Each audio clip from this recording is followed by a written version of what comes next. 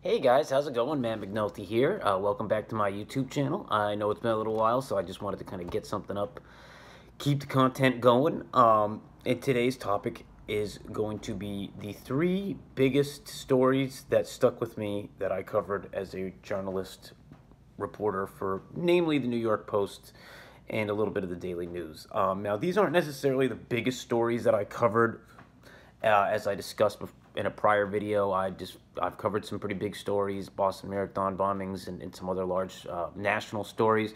But the stories that I'm discussing today that I covered weren't really necessarily the biggest in terms of impact, but biggest in terms of impact that it had on me personally. Just pursuing the story, working on it, interviewing family members, and really getting involved in the story to more of a degree than any other stories that I had covered previously or what have you. So I'll just jump right into it. So these are three big stories that even to this day, some of these I covered half a decade or more ago, and they still stick with me to this day for whatever reason. You know, it's definitely stories that I was emotionally invested in. So the first one, kind of a little bit more, I guess, a little bit in chronological order. This was in like 2012 or so, or 13. I just started out. I think I was at the Daily News at the time. And this is the story of a young man named Michael Jones. He was a 25-year-old British expat living in New York City. He was living in Westchester County, and he was the coach of like a youth soccer league. I think it was like the Red Bulls. It was like a very prestigious youth soccer organization that was very prominent in the New York area. And this young man was out. This was right around like autumn in New York City. He was out drinking with his girlfriend and some friends. 25-year-old guy, young guy, had his whole life in front of him. And he was drinking on 14th Street at this place called Bunga's Den, which is actually a bar that I had gone to around the same time period I was living in that area, in Hell's Kitchen area. And this place on 14th Street, there's a bunch of bars around there. If you know New York City, 14th Street is a very safe spot. You know what I mean? This is definitely not a place where you would consider dangerous or life-threatening or what have you. It's very touristy. There's a lot of restaurants, there's a lot of bars. So naturally, this young man, Michael Jones, he was out drinking with some friends, and it was getting kind of late. It was like 2, maybe 3, 4 in the morning. It was getting kind of late at the end of the night. And as he leaves, CCTV surveillance cameras from a shop on 14th Street that he was walking towards the east side, Bunga's Den, the bar that he was at, was on the west side. He was walking across 14th Street. It was early, late at night, early in the morning. It was like 4 or 5 a.m., and the surveillance camera that the cops had found and released showed a man with like a trench coat and a black ponytail, wearing kind of all black, following Michael Jones. And as he follows him, he's getting closer, and he ends up taking a knife out, this guy with the ponytail, and stabbing this British soccer coach right here on 14th Street in the the middle of Manhattan. Stabbed him to death. So bad that his ears were cut off. I think one of his ears were cut off. He was very, very mutilated. Very, very, very brutal murder, and right there on 14th Street. And I was tasked with covering it. And I think what made it so difficult for me as a journalist to stomach and to kind of deal with was this was like a young guy my age, kind of maybe saw a little bit of myself in him. Brutally killed in a relatively safe part of New York. And then the worst part is, once the NYPD and I think the FBI got involved, they found out who was behind it pretty quickly. It was this gentleman, Mexican national by the name of Orlando Araya. He had a bunch of different like aliases. He bought a one-way ticket to Mexico within hours of the killing. He paid with cash, and he took off. So by the time NYPD knocked down his door that he was living in Queens, his brother lived there with him. There was a note in his door, in his room, that said, that he apologized for everything, what have you, and he flew to Mexico, never to be seen again. I would periodically check up on it to see if he had ever gotten caught. At the time, there was a lot of press and a lot of attention in the NYPD said that they were sending cops down there and Interpol agents to go to find this guy, that they had an idea of where his family's village was in Mexico, so they were really going hard to get this guy to bring justice to this very senseless and ridiculously unnecessary murder. And also probably to give tourists some faith that, it would be safe to walk 14th Street. If you're intoxicated, you're not going to get stabbed to death and have, your body cut up like a pin cushion. Sorry to speak so vulgar about the dead, but, he was definitely mutilated. It was horrible. And I would check up on this crime, Google it periodically, whenever it would kind of come to mind. And not too long ago, I was Googling it up kind of randomly, and I found that they had arrested Orlando Orea, the man who was responsible for murdering this Michael Jones, this British soccer coach living in New York City. They caught him in Mexico. They had like a whole operation, a sting operation. He did not go quietly. He was armed. He ended up shooting and killing, I believe, two Interpol agents, federal, marshal agents that were there to apprehend him. I think he killed at least one or two of them. Bad guy. They did finally get him, and he is now in custody, I believe, in the United States. I think he was originally, obviously, apprehended in Mexico and then extradited after the fact. But, for years after covering this crime, I thought this guy was never going to get caught. I thought that it was just going to be a guy would literally get away with murder, like the worst kind of murder in the most, 14th Street, Manhattan. We're not talking about, the boonies. We're not talking about in the middle of nowhere. This is even 4 or 5 a.m. on 14th Street. This guy was going to get away with one of the most gruesome murders I'd seen, in one of the most populated tourist areas in the East Coast, if not the country.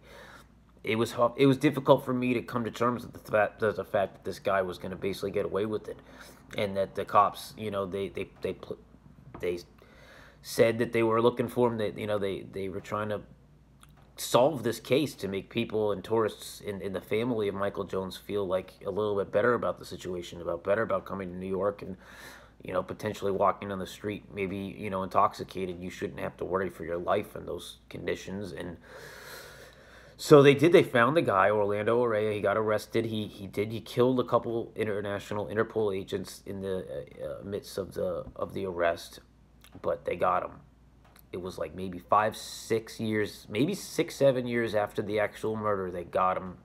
I think he was living in Mexico as like a construction worker. He had cut his hair. He had a big long ponytail during the crime and the murder, and the CCTV video.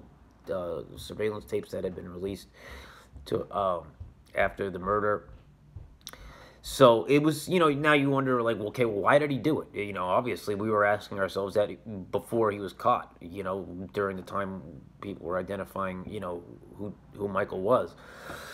There's not a real solid explanation other than, there were some sources in the NYPD that believed that it was a case of mistaken identity, that Michael Jones and Orlando Orea were in the same bar at Bunga's Den or Bunga's Tavern, and Orea may have misidentified Jones as a man who had gotten into an argument with him at the bar, and I guess when in that drunken state, Orlando Orea saw Michael Jones and misidentified him as the man that he had been arguing with and yelling with inside the bar, and just killed him because he thought he was someone who he wasn't. That's like the most widely accepted explanation of motive there. I'm sure we won't ever find out anything more than that, but you can rest assured, not just for the initial murder of Michael Jones, but for the murder of the international marshals agents or Interpol agents, that this guy, Orlando Orea, is probably never going to see the light of day again, and that's a good thing.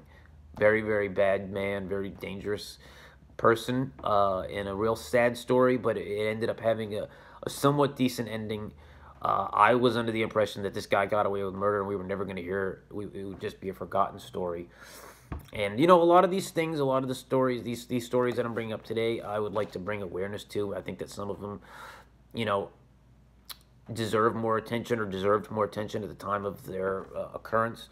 I think for any real true crime aficionado or anyone with just with a heart, you know, would really have a vested interest in these cases about, you know, and seeing justice to them. But they're interesting. I mean, I'm not trying to glamorize it or anything like that, but these are interesting true crime stories that I don't think that many people know about. So I'm bringing them to light for many reasons, but I do think that they're interesting stories. So the next one, Jessica Fingers, 21 years old. She was a track superstar. She grew up in Monticello, which is kind of like upstate New York, and she received some type of a scholarship or what have you to Columbia University, which is an Ivy League institution in Upper Manhattan, one of the greatest schools in the world. Beautiful girl, gorgeous girl, smart, young, had the whole world in front of her. You know, she was a freshman at Columbia, track star. And I was at the Post at the time. I had recently just started at the Post, and I get a call to go to the Columbia University campus. And this beautiful track superstar Ivy League student was dead in her dorm, or a friend's dorm room, I should say, from an overdose. Very unsavory details for a university that prides itself as such a top tier scholastic institution. And it was a real head scratcher. Like this beautiful girl, you know, of course kids dabble when they're in college. I mean, who doesn't? You know, she was young, she was having fun. There's definitely this is a non-judgmental aspect of the story whatsoever, because I'm the last person that should judge. She was definitely having a good time, as college students do. But overdosing, you know, that means there was something a lot more nefarious going on than just smoking weed and drinking beer and what have you. So, a lot of people, it caught a lot of press. It was a very big story briefly. She was a beautiful girl, you know, and she had everything going for her. And then to die like that on campus on the dorms was people wanted answers. They were like, well, "What happened here? What could have we done differently? Like, what's the lesson to be learned here? Like, because a young life like that shouldn't be lost." So I did cover that story for the Post. First thing that people started looking into, the cops, the press, especially the press, was her boyfriend. This guy named Peter Russell, who I guess was maybe a few years older than her. He was not a college student. He was from, I believe, Maine, in New England, and he was living in New York City, and the two of them hooked up and started dating. Pretty serious, but he was definitely like a druggie. He was not just like kind of you know, a have fun kind of guy. He was an addict, for all intents and purposes. Speaking to anyone that knew him or anyone that was involved with the investigation, Peter Russell was a drug addict, I believe. Heroin, probably pills, you know, opiates or whatever. So she definitely started getting mixed in with the wrong crowd, which is sad because, you know, she didn't deserve to die for that. So she ended up overdosing. You know, there was an autopsy, and sure enough, there was drugs in her system that would have caused her to die or to overdose. And Peter Russell, the police were looking at him like, you know, maybe manslaughter charges if he had provided her with the drugs or what have you. So he was looked at, and he was very highly scrutinized in the press for a little bit after the fact, while the story still had some legs and was still kind of popular in the news cycle. And he didn't get in really any trouble. It kind of went away. But I remember Googling him not too long, maybe a year or so after the fact, maybe 2 years. And then I found out after Googling, just from my own personal vested interest in the story, that he himself had overdosed like a year or two after Jessica's death, which was tragic, you know, in my mind, kind of like almost like a Romeo and Juliet kind of 21st century doomed romance type story. So it was really, you know, it was sad, you know, and it's easy to blame him and point fingers like, well, maybe if she had never met him, that she would have never tried whatever it was that eventually led to her death. And certainly that may be true. I ended up speaking to her mother, who was an amazing woman, and I'll withhold her name just for privacy purposes, but when I first spoke to her during like in the midst of her daughter, shortly after her daughter's death, there really wasn't a whole lot she could talk about. I didn't know why at the time. I guess the investigations were still very much open, and there was only so much she could say. But um, I feel so bad for that woman. She's such a sweetheart, and her daughter was, absolutely gorgeous, smart, talented, athletic, funny, all those things. And to have, she obviously herself blamed Peter, and it's kind of hard to, argue with her. Like, she knows her daughter better than anyone else. And sure enough, it sounds like that this guy was definitely, introducing her to a life in a world that she didn't need to be introduced to. A few years after the fact, I find both of them had passed, I get a phone call from Jessica's mother, very randomly, because at this point I was long behind me. It's still stuck with me these stories are that I'm bringing up during this video. But it was a very kind of, she called me up, and at first I had to remind myself, like, who is this again? And then I was like, okay, of course, how are you doing, Mrs. Fingers, what have you? And she started getting into a lot more detail about the story that she couldn't bring up before, because I guess the investigations were still very much ongoing. And she told me that I guess it had been discovered, cops, what have you, that Peter Russell had actually, like, I don't want to use the word poisoned, but he spiked her drink with a lethal dose of methadone, which Jessica did not take at all. So her tolerance level was so low that a lethal dose, I'm sure, really wouldn't have been much, and she died. And her mother told me it was because Jessica was seeing the light and wanted to get out of that relationship. She realized that this guy, he was like an amateur tattoo artist. She's a smoking hot athletic star at Columbia University. She clearly could have done. She was punching below her weight class, in that relationship.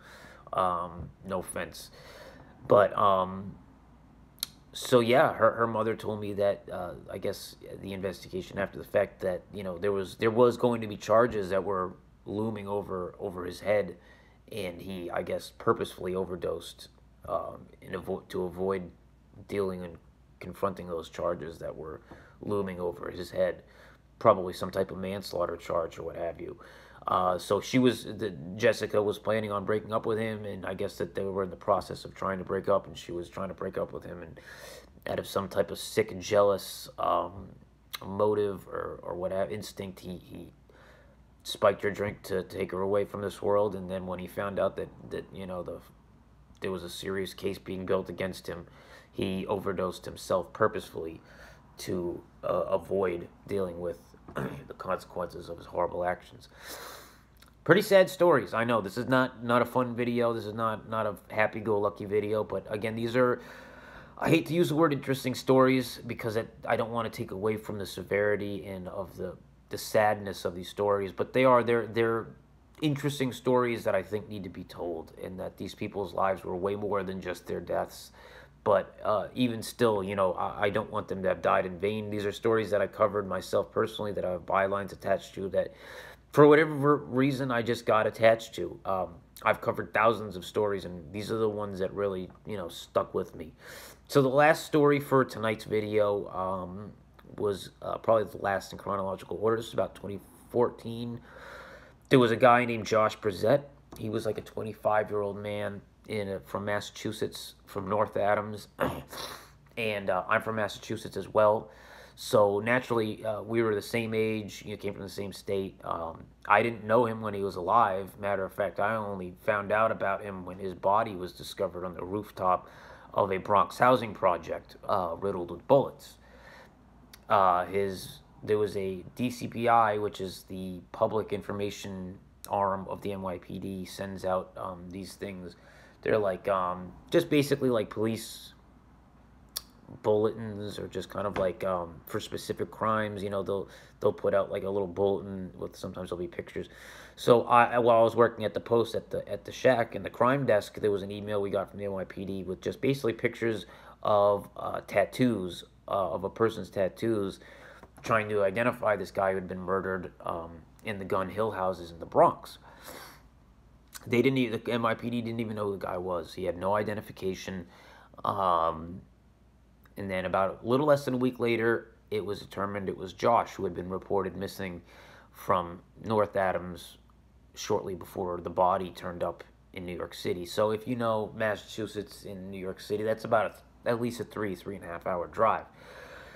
So how did he get down to New York City? How did his body get down? Did he go there and kill himself? Was his body brought there? What was the story? It immediately piqued my interest when I started working on this story. Um, and what I found was very, not what I expected. It was really an insane story and a sad one. So Josh, he comes from a really great family. I've spoken at length before with his mother, and she's an amazing woman, and she managed to turn this incredibly sad event in her life into a positive, motivating. She's very active now, as you'll find. So Josh had an opiate problem. He was a heroin addict.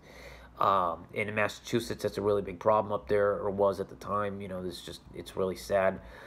He got hooked on it somehow and started dealing it to support his addiction. I know his mom and his family did everything they could to keep him clean, to get him clean, go to rehab and whatnot. But for whatever reason, the drug had too strong a hold on him, and that was his life. The last few years of his life was spent as a heroin addict. But that doesn't. He had bullets in his back on the top of a Bronx housing project. It's not like he overdosed in a Wendy's bathroom here. So this was not an accident. This was a murder, a cold-blooded murder. Okay, so why would a young man who may have a drug addiction get murdered? My mind was already, thinking of a million different things. Like, this story just doesn't make sense to me. The more I would learn about him and stuff. And then I did more digging around, and I started learning a little bit more about his legal history. So he had gotten picked up and arrested for heroin possession with intent to distribute himself, Josh, about maybe a year before his body was found and he was murdered. So maybe you can see where this is going. When he was brought in for questioning, Josh, who's your supplier? They kept him there, as I guess he was getting withdrawals, and he would have done anything to get out of that police station. So he gave up his heroin supplier's name and what phone number, whatever address, basically snitched, whatever you want to call it, which is, that's what it is. So he gave, to save himself. Again, not judging. This is just spitting the facts of the cases here. I don't feel like getting into any issues about what have you. But so he did give up the name of his heroin supplier, whose name is Ernest Harvin. I can say it now because it's not a secret. Ernest is a man who is a New York City native. I believe he's from Brooklyn. I think he's still got family in Brooklyn. And he had moved up to the Berkshires in Massachusetts and had a very profitable heroin business trade, was probably one of the biggest, if not the biggest, heroin suppliers. He would bring heroin that he would buy at wholesale prices in New York City, and he would bring it to Western Massachusetts, where he would sell it, and he and his goon squad would sell it, at a nice markup. They made a good amount of money selling it. Just that 3-hour drive, they would hike the prices up of what they brought with them, and they would make a killing because all these kids were getting hooked on it, and Josh being one of them. So Ernest Harvin had, after, I guess, discovering that Josh was the one who had snitched on him, I don't know if it was Ernest himself, but obviously he either orchestrated it or was involved himself in the kidnapping and the murder of Josh. They took him from where he was in North Adams, and I don't know if he was alive for that ride or if he was already dead. Got to think that it would be pretty terrifying to think of how that 3-hour drive would be like if he was alive, knowing that he was going somewhere very far and never coming back, knowing full well that was going to be. I don't know exactly when he died, but and Ernest Harvin is he's a real piece of work. And by work, I mean he's a real piece of crap. As far as I know, he hasn't even been really charged with the murder or even in relation to the murder. He's been charged with enough drug and weapons charges that he copped a 15 to 18 year sentence. I believe it's in the state prison system up there. No, well, he's in Cedar Sinai. He's in one of the biggest prisons in Massachusetts. And he's been there for a couple years now. But that hasn't stopped old Ernie. No, not Ernest. He faked a suicide attempt in jail and was taken to a hospital where he was found to have pieces of shank metal in his shoes that could have been used to cut his restraints or to cut someone's throat. The man is a psychopath. He's a lunatic. And on top of that, he's also been charged subsequently with making threats to prison guards, threatening their families, threatening their kids, the prison guards' lives themselves. This guy just he's right where he belongs. He should never leave prison. He is a horrible human being, regardless of, snitching, whatever. The guy is a dangerous, he's a madman, and he's where he deserves to be. And I don't mind saying it. But yeah, and a very kind of disconcerting and very kind of ugly thing about it was that I recently read that he had some of his charges dismissed because I guess the district attorney's office had not prosecuted them within the statute. The statute of limitations had passed. Because his lawyer would go on vacation, or there would be all these things. They obfuscated on purpose to make sure that the statute of limitations would pass. So he actually had a lot of charges dropped. So he could be getting out sooner than he should be, and that's disgusting to me. That is a complete miscarriage of justice. That man should be sitting in there with a murder charge. I mean, I'm sure that any charges that'll keep him in there are good, but he deserves what he's earned, and those are murder charges, and everything else he's done subsequent to that just shows that he's a cold-blooded killer, and he is exactly where he belongs. So those are 3 crazy stories that I've covered in my time as a news and a crime reporter, and I suggest anyone who has a vested interest or that is interested in some of these stories that I've brought up. They're all online. Some of them are stories that I've written, and some of them are stories written elsewhere. Very fascinating stories, fascinating individuals that met unfortunate and untimely ends, and I think their stories deserve to be told. Yeah, so I was already running a little bit long here, but I really wanted to knock a video out this week and just get something up here, and I hope you guys are enjoying the content. We're going to start getting into some more true crime stuff that I've covered and just true crime stories in general. I think that, that'll be a big part of the character of the channel here. On top of journalism, we'll talk about the coverage of these true crime stories as well as the crimes themselves. Until the next video, everyone have a great weekend. And I'll see you later. Peace.